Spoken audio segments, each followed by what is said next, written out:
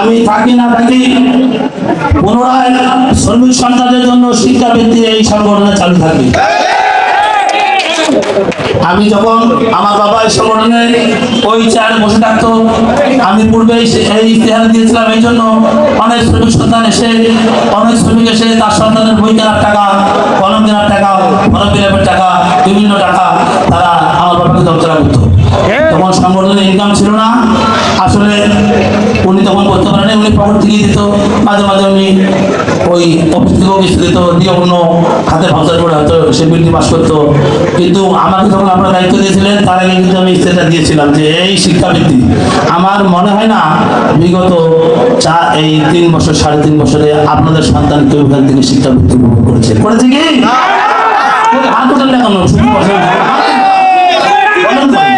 তাহলে আমার একটি প্রতিশ্রুতি ইশতেহার হয়েছে, সাধারণ সভায় সেটা পাস হয়েছে, সেটা তারা ভায়োলেট করেছে। অবশ্যই তারা এটা অন্যায় করেছে।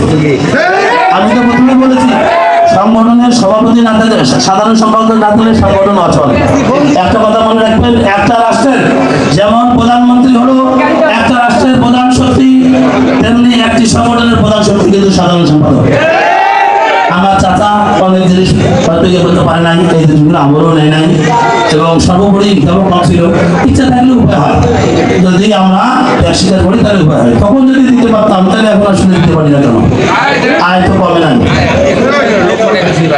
যাই হোক, আরেকটি বিষয় আপনারা বলেছেন, ঠিক আছে, আপনারা বলেনি, এটা আমি দেখেছি, যেহেতু আপনারা আমাকে 4 বছর চেয়ারে বসায় রাখছিলেন, এই জন্য আমি মোটামুটি এই যে মিঠুন চাচার বগুড়া বলেন, তারপর বিভিন্ন জায়গায় গিয়েছি, তাদের কিন্তু এই জিনিসটা চালু আছে, তাদের ওই কল্যাণ সদস্য আছে। আমি যদি আমাকে ক্ষমতায় বসেন আপনারা, ইনশাল্লাহ আমরা চাঁদামুক্ত কল্যাণ সদস্য তৈরি করবো। কল্যাণ সদস্যের বিষয়টা হয়তো আপনারা অবগত নাই। আমাদের তো সমস্যা হলে আমরা সংগঠনের চাঁদাই দিতে চাই না, এটা এই সত্য। হ্যাঁ, এবার তো হাত তুলবেন না। হ্যাঁ শোনেন, এই বিষয়টা আসলে খুব বিষয় না, খুব বড় বিষয় না। চাঁদা কল্যাণ সদস্যরা হইল সাধারণ সদস্য থেকে কল্যাণ সদস্য আলাদা।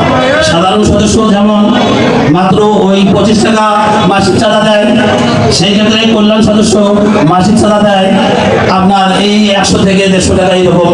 ওই যে চাচা আছে, মিঠুন চাচা উনি বলতে পারবে, এটা চট্টগ্রাম, তারপর আপনার রাজশাহী, বিভিন্ন জায়গায় টাঙ্গাইল, নোয়াখালী, বিভিন্ন জায়গায় চালু আছে।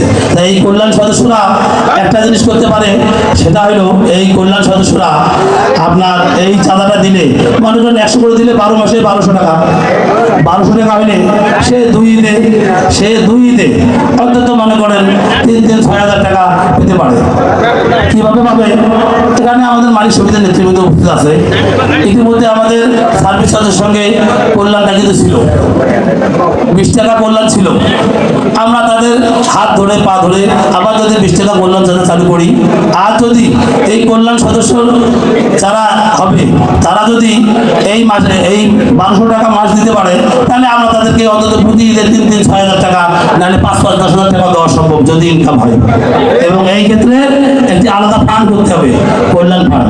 আমাদের এখানে শুধু 3টা ফান্ড আছে, কিন্তু বিল্ডিং ফান্ড, জেনারেল ফান্ড, আর একটা মনে হয় আমি আসার পর ওই যে কন্যাদেবী বিপদাবীর একটা ফান্ড হয়েছিল। যাই হোক, সময় দীর্ঘায়িত করবো না। ইতিমধ্যে আমাদের নামাজের বিরতি দিতে হবে, তাই আমি বক্তব্য দীর্ঘায়িত করবো না। আমি আপনাদের কাছে একটি কথাই বলতে চাই, এখানে অনেক বয়োজ্যেষ্ঠরা আছেন, আপনারা এখনো